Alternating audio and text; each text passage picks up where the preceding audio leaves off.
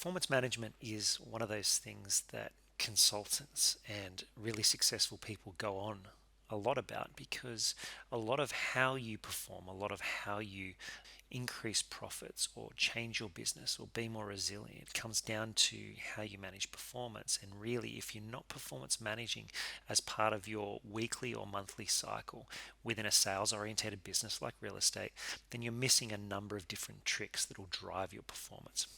This is a very brief overview of performance management and how you would use target setting and review setting to drive your business within the sales team. So, why do performance management? Businesses that manage performance are higher performers. It might seem completely commonsensical to the majority of business owners out there, but the majority of businesses that are running within the real estate industry do not manage their performance in a really efficient manner and don't do it in an automated manner, and they also don't do it regularly. Secondly, business owners that manage performance are more profitable. That is, if you manage your performance, you will make more money, dollars in pocket, profitability as a business.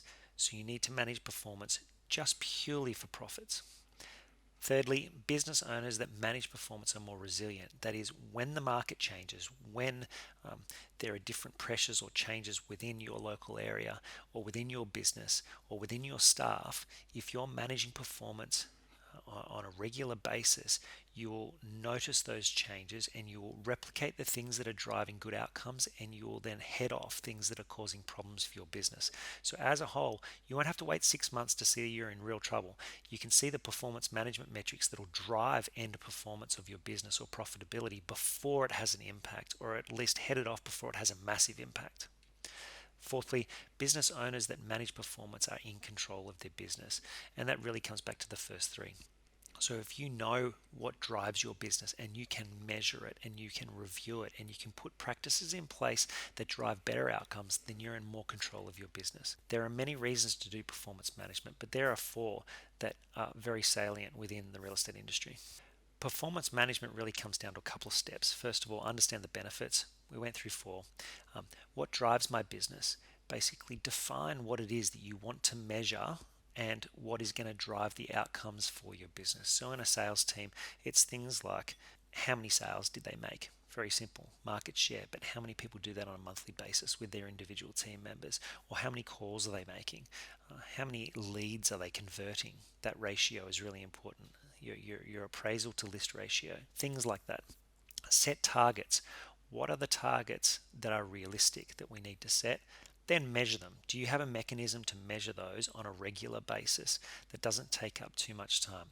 And lastly, review. Do you have a process or a mechanism to review those targets so that you can then change or get commitment or drive new behaviors that drive the next level of targets and measures?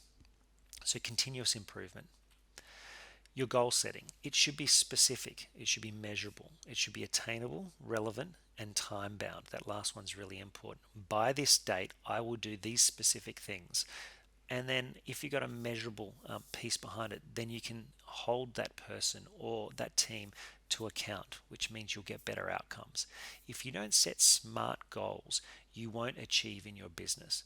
Lastly, as part of your process, it starts a little bit like this. It starts with the measurement piece. In the measurement piece, you need to be specific. So in a sales team, where are you measuring? That is geographically, what's the farm? And what? Let's say market share is one way in which you would look at performance. Next, in the analysis piece, where are we right now? So if you've got a way to measure it, where are we right now?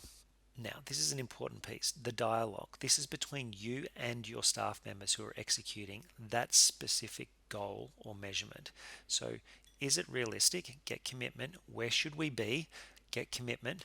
And then out of that, what do we need to do in order to achieve it? So, be specific in this as well. It needs to be very relevant things. I'm going to make 20 calls a day for the next 4 weeks. So be really specific about the things that they're going to do to influence the goal or to influence the target outcomes.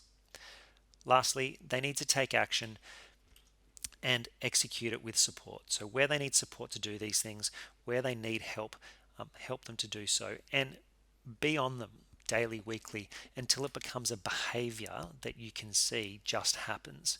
Once that behavior is embedded, you don't need to be so on them about it or so supportive of it. They can just get it done themselves. And if you need any processes behind that to take that action, put the processes in place. If you've got a CRM system that looks at it, do that and run your reports out of there as well. In terms of the results, you need to look at that from a number of different systems, and usually you get data from a number of different ways. We've automated in a couple of ways. So for example, you can run your patches in a geographic way all the way down to specific streets. You can have multiple patches on the same page, or you could look at it from the perspective of suburb to suburb and assign it out to team members or different people. Then, once you've set that up, your monthly report that comes in automatically into your inbox, ready to go as a manager, you can then download those and you'll have a multitude of different ways in order to look at performance. So, for example, for this particular patch which we set up, what does it look like in the last 12 months? What does it look like month to month? And as you build your performance over time, what does that look like? And if you stop doing the things that drive it, what does that look like? What are your competition look like? What are they doing? Are they increasing or are they staying stagnant? Those things, that competitive assessment enables you to manage the performance and take change or actions. And then what was driving these metrics? So with our tool set, you get all of the data that sits behind it. That looks a little bit like this. So you can go in and say, well, we went for that one, we missed out. Why didn't you get that? What did you do? What didn't you do? What did the customer say as to the reason why they went with somebody else? You got these ones, that's fantastic. So that's on your conversion rate. And you can start talking about moves and changes in the market. You can also have a chat about what you did to build this momentum, and now that it's dropped off, what you need to do to rebuild it. If you look at, for example, last month, what does that look like and where are you going? If you look at by quarter, what does that look like as a percentage, and are you going up or down in percentage, and how do you rebuild that momentum, or how does that momentum look like in the new year with the market shrinking or expanding or whatever it may be? But you can manage that target and performance. Is it realistic? Where do you need to be? What do you need to do to get there? What does it look like for the last year or year to date, from the first of the year to that? So these kind of analytics tools and automated reporting enables you to do this in a very, very succinct way. Then you just need to repeat this on a monthly basis. Keep on repeating it. Once you've repeated it enough times, you'll see a performance increase.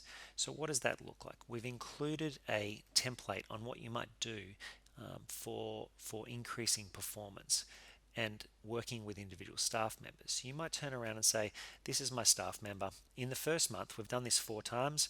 In the first month, it's 9% market share.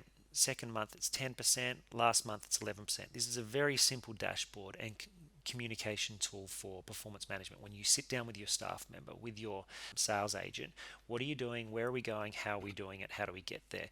And then you can measure it with our automated tools. So things like this, very simply, make 20 calls a day, or canvass 100 homes in the month, or follow up on leads. Set the target, get them to report on what they actually did, and then how much compliant were they. Then the next month, do it again. Then the next month, do it again, and then celebrate the wins. So if they started at 9% and they went up to 11%, but then this month they jumped to 14% because all of these activities kicked in, you can then celebrate the 15% as the target. You're only 1% off. Keep it going. This month, do the same thing. You're building momentum. These kind of performance interactions and mentoring skills are what drive a high performance team. So don't forget, measure, analyze, do the dialogue, talk about it, get commitment, then take action and support that action, celebrate the results. And this is performance management as a very high level overview. Thanks for listening.